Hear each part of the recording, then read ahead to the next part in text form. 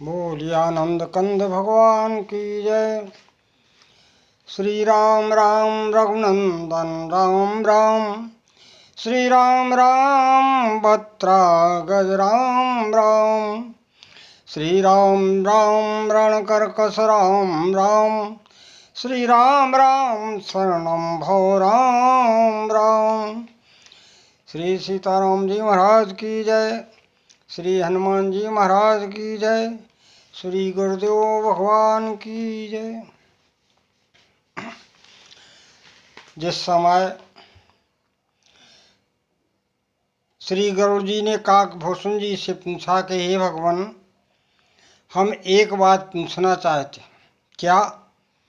बोले हमें ये बताओ कि ज्ञान और भक्ति में क्या अंतर है, क्योंकि ज्ञानी पुरुष कैसे परमात्मा को प्राप्त कर सकता है और भक्ति वाला पुरुष भी भगवान को कैसे पा सकता है, इनमें अंतर क्या है? बोले एक बात प्रभु पूछो तो ही ओ कहो बुझाओ कृपा निधि सोई, ज्ञान भगत अंतर केता ओ सकल कहो प्रभु कृपा निकेता। तब श्री काक जी कहने लगे कि हे गरुड़ जी, वैसे तो कोई अंतर नहीं है, क्योंकि दोनों संसार के कष्टों को दूर करने वाले, लेकिन फिर भी जो अंतर बुद्धिमान लोग करते हैं वो हम तुम्हें सुनाते हैं। बोले भगत भगत ज्ञान नहीं कछु भेदा, ओ भय हरै संभव भव खेदा। फिर नाथ मुनीस कहूँ कछु अंतर, नाथ मुनीस कहूँ कछु अंतर, सावधान सो सुन विहंग वर। हे गरुड़ जी, सावधान होके सुनो। ज्ञान पुरुष है, ज्ञान का स्वरूप पुरुष में आता है, और भक्ति स्त्री है और माया भी स्त्री है, ये दोनों स्त्री है। लेकिन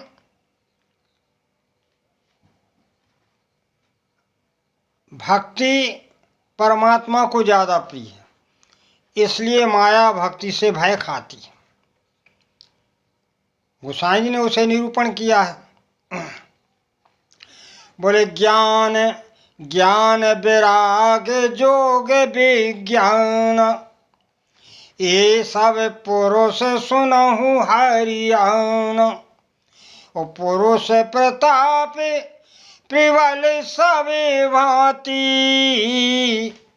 अबला अबल सहज जड़ जाती। अबला कहते माया को। माया जो है सहज में ही निर्मल है, निर्बल है। माया जो है सहज में ही स्वभाववश निर्मल है और जड़ जाती है, जड़ स्वभाव की है। जबकि पुरुष प्रताप प्रबल सब भांति, ज्ञान वैराग जोग जो पुरुष हैं ये सब प्रताप से सब प्रकार से जो है प्रबल है। लेकिन होता क्या है कि पुरुष त्याग सक नारायण, जो विरक्त मत धीर।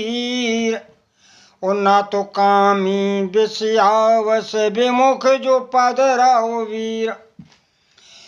पुरुष स्त्री के स्वरूप को वही त्याग सकता है जो वैरागवान है, विरक्त है, बुद्धिमान है, धैर्यवान है, त्यागी है। नहीं तो कामी लोग तो स्त्री के वश में रहते ही। फिर यहाँ पर अंतर क्या है? बोले अंतर ये है कि सो मुनि, ज्ञान जो है पुरुष है, माया स्त्री है, तो होता क्या है कि सोई मुनि ज्ञान, सोई मुनि ज्ञान निधान, मृग नैनी विदु मुख निरखे, ओ बेवश हो हरियान, बेवश हो हरियान, विष्णु विष्णु माया प्रगट, नारी विष्णु माया प्रगट, बेवश हो हरियान, नारी विष्णु माया प्रगट। तो क्या होता है? बोले ज्ञान जो संपन्न पुरुष होते हैं, गुणी पुरुष होते हैं, वे भी कभी कभी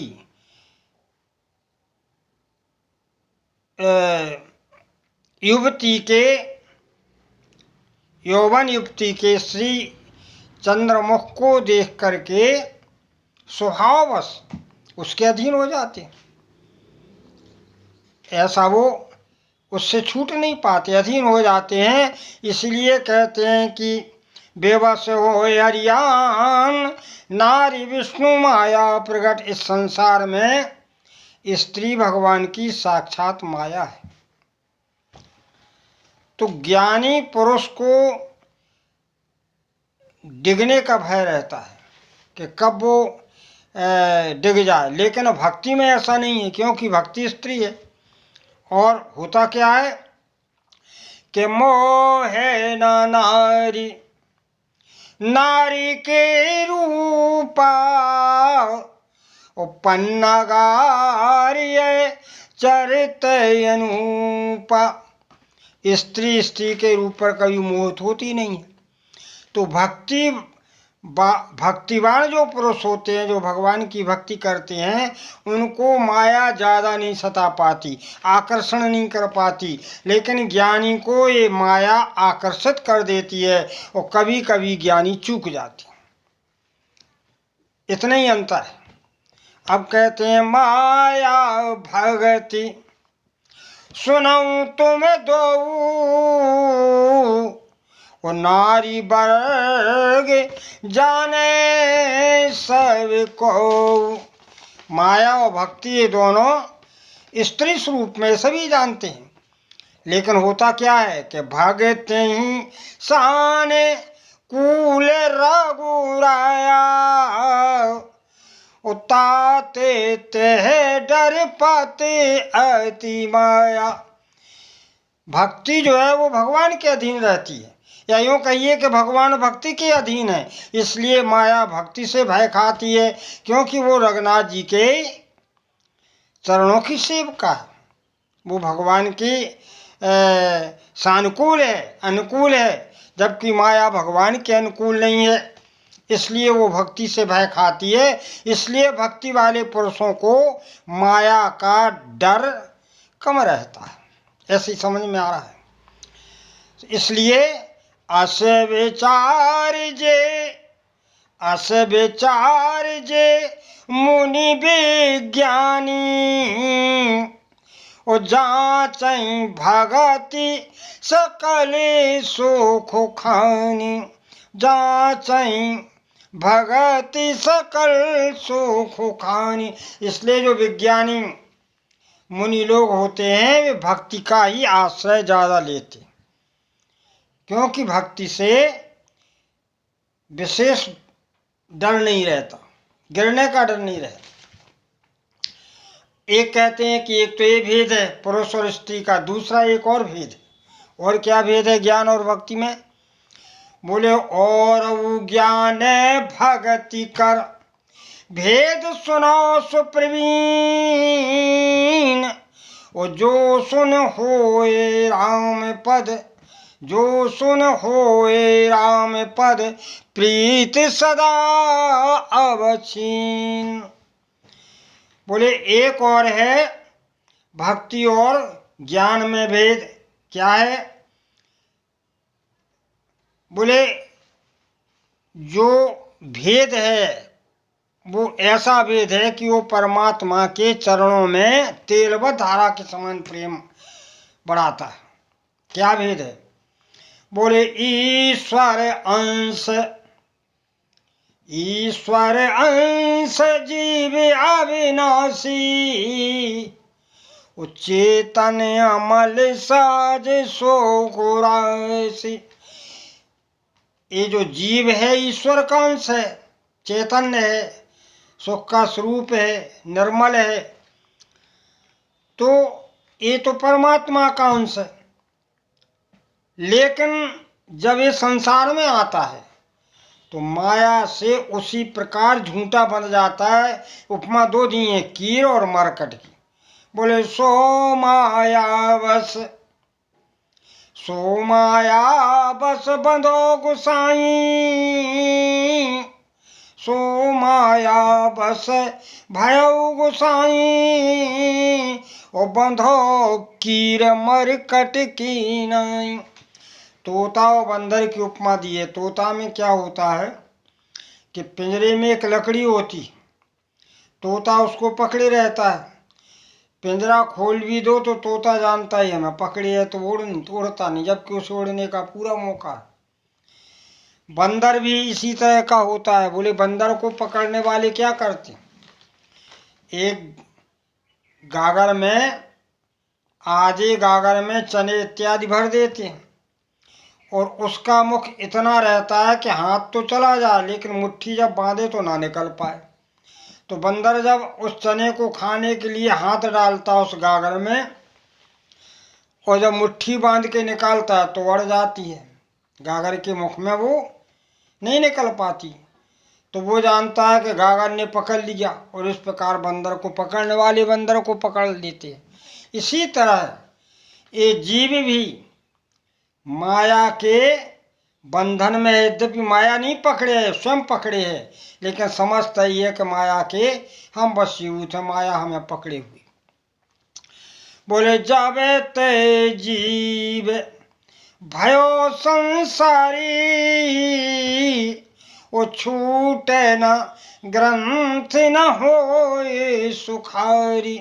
होता क्या, जब से जीव इस संसार में आया तो ये माया की गांठ छूटती नहीं है, माया के वशीभूत हो जाता है। भूम परतवा ढावर पानी, जिम जीवई माया लिपटान। तो अब यद्यपि वो चेतन है जीव, लेकिन संसार में आने से माया के वशीभूत हो जाता। फिर क्या होता है, बोले जड़ चेत नहीं ग्रंथ पर गई, यद्यपि मृषा छूटते कठिनाई, यद्यपि मृषा। बोले जो जड़ माया है, चेतन जीव है, इन दोनों में जो माया ग्रंथि पड़ गई माया की, यद्यपि वो झूठी है लेकिन सत्य सी भाषित होती है, बड़ी कठिनता है, वो छूटती नहीं है। जो आसक्ति रूपी गांठ है, जड़ माया और चेतन जीव के बीच में जो आसक्ति रूपी गांठ पड़ गई है, संसार में आसक्ति में फंस गया वो, तो ये गांठ नहीं छूटती। यद्यपि वो आसक्ति झूठी है, एक दिन उसे छोड़ना ही पड़ेगा, लेकिन फिर भी सत्य सी भाषित होती है, इसलिए वो नहीं छूटती है, बड़ी कठिनता पड़ती है उसे छोड़ने में। तो कहते हैं कि जड़ चेत नहीं ग्रंथ पर गई, यद्यपि मृषा छूटत कठिनाई। जब ते जीव भयो संसारी, वो छूटे न ग्रंथि न होए सुखारी। तो एक तो अंतर पुरुष स्त्री का है और दूसरा अंतर ये है कि ये जीव माया के वशीभूत हो जाता है, आसक्ति की गांठ पड़ जाती है, इस गांठ को वो निर्वाण नहीं पाता, इसलिए भगवान के दर्शन नहीं कर पाता। वो कहते नहीं परमात्मा और जीव के बीच में माया का पर्दा पड़े, ही तो माया की पर्दा है, यही ग्रंथि है आसक्ति की। अब वैसे पुराणों ने उपाय बहुत से बताए हैं छोड़ने के, लेकिन होता क्या है, उन उपायों पर चलते हैं तो और उलझ जाते हैं। गोस्वामी लिखते हैं कि श्रुतु पुराण बहु कहे उपाय, वो छूटे न, छूटती नहीं है, छूटे न अधिक अधिक उलझाई। बहुत से उपाय कहे गए, लेकिन उन उपायों में होता क्या है कि ये ग्रंथि नहीं छूट पाती, क्योंकि वो उपाय इतने समर्थ नहीं हैं कि आसानी से आसक्त की ग्रंथि को काट दे। इसलिए वो और अधिक उलझ जाती है, और जब बहुत अधिक उलझ जाते हैं तो फिर जीव संसार में फंस जाता है। अति दुर्लभ अति दुर्लभ केवल परम पद, संत पुराण निगम आगम। एक बात और है, ज्ञान से केवल मोक्ष मिलता है। ऐसा वेद बताते हैं कि ज्ञान मोक्ष बखाना, ज्ञान से मोक्ष मिलता है। और वही मोक्ष जो ज्ञानी बड़ी कठिनता से पा पाते हैं, वही मोक्ष भगवान के भजन करने से स्वतः पीछे आता है। गोस्वामी ने लिखा है कि राम भजत सोई मुक्ति गोसाई, राम भजत सोई मुक्ति गोसाई, ओ अनिच्छित आभय बर आई। जबरदस्ती बिना इच्छा के पीछे पीछे आ जाती। तो अब भला बताओ, इससे तो राम भजन अच्छा लगता है कि मोक्ष तो स्वतः ही मिल रही है। एक जगह और गोस्वामी लिखते, राम चरण रति जो चाहो, राम जी का अनुराग चाहते हो, या राम चरण रति जो चाहो, अथवा पद निर्वाण, या मोक्ष चाहते हो तो क्या करें? बोले भाव सहित सोई कथा करिए श्रवण पोटोपान। तो भगवान के साकार विग्रह की लीलाओं को भाव के साथ, प्रेम के साथ सुनिए, श्रवण कीजिए। तो बोले राम जी के चरणों में प्रीति भी होगी, और यदि निर्वाण चाहना तो निर्वाण तो अनिच्छित ही आ जाता है। तो इस तरह जो है, जैसे बिना जल के, बिना पृथ्वी के जल नहीं रहता, उसी तरह मोक्ष बिना भजन के रह भी नहीं पाता है। भजन ही मोक्ष के लिए भजन करना भी जरूरी है, तब मोक्ष मिल पाता है। बोले जे में थाले बीनू जल, जे में थाले बीनू जल रहे न सकाई, ओ कोट भांत को करें उपाय, कोट भांति तथा मोक्ष सुख सुन खगिराई, और रह ना सके हरि भगति बिहाई। बिना भजन के मोक्ष रह ही नहीं सकता, जैसे बिना पृथ्वी के जल नहीं रहता। एक उपमा दी है गोस्वामी जी ने। तो इसलिए मोक्ष तो भगवान के भजन के पीछे ही चल रहा है। तो सबसे साधारण तो भगवान का भजन ही है, ताकि हमें अनुराग भी मिल जाए, मोक्ष भी मिल जाए। जो चाहो सो भगवत भजन से मिल सकता है। कैसे आता है मोक्ष? एक उपमा दी है। बोले भोजन करिए त्रिपत हित लागी, भोजन करिए त्रिपत हित लागी, उज्जैन सोसन पचवे जठरागी। जैसे हम भोजन करते हैं तृप्ति के लिए, लेकिन जठराग्नि उसे पचा देती है। वो तो हमारी बिना इच्छा के काम होता। हम तो तृप्ति के लिए भोजन करते हैं, लेकिन जठराग्नि पचाती है। उसी तरह भगवान का भजन हम करते हैं, लेकिन मोक्ष अपने आप आता है, मोक्ष स्वतः ही आ जाता है।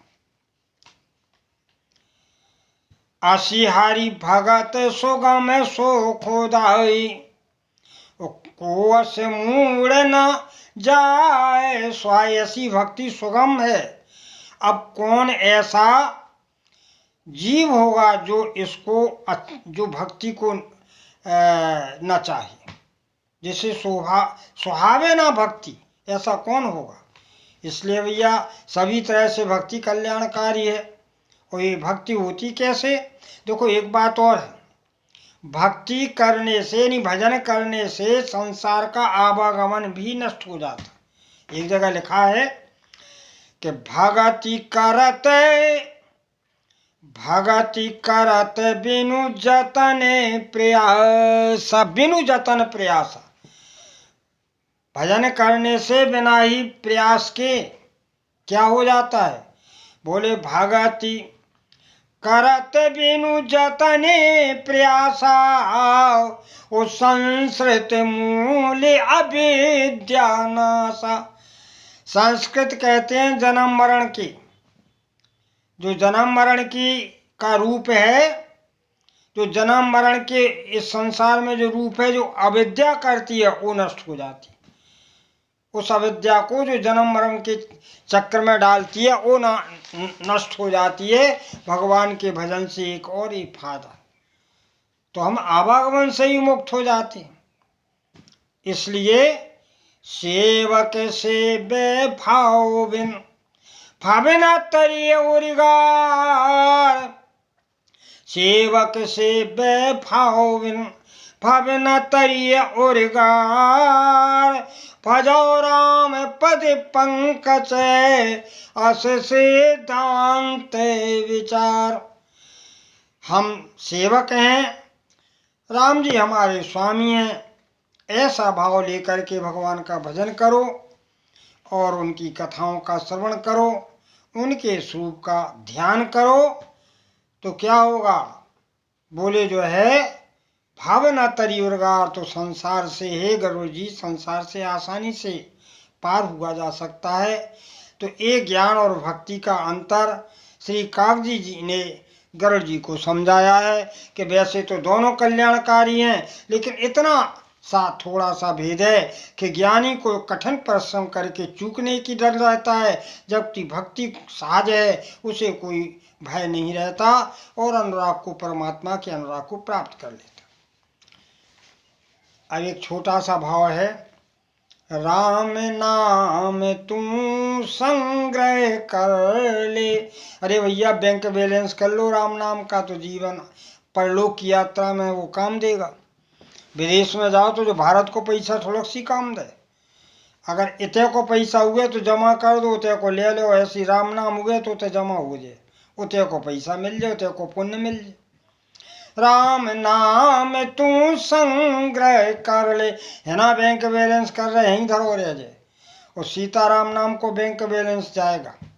राम नाम तू संग्रह कर ले, अंत समय पछताएगा जब, अंत समय पछताएगा जब यम के पड़े पल्ले।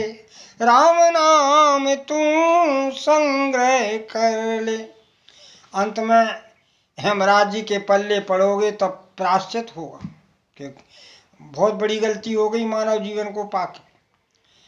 मत है यही शास्त्र संतों का, मत है यही संत शास्त्र का, राम नाम तुम जप ले, राम नाम तुम संग्रह कर ले।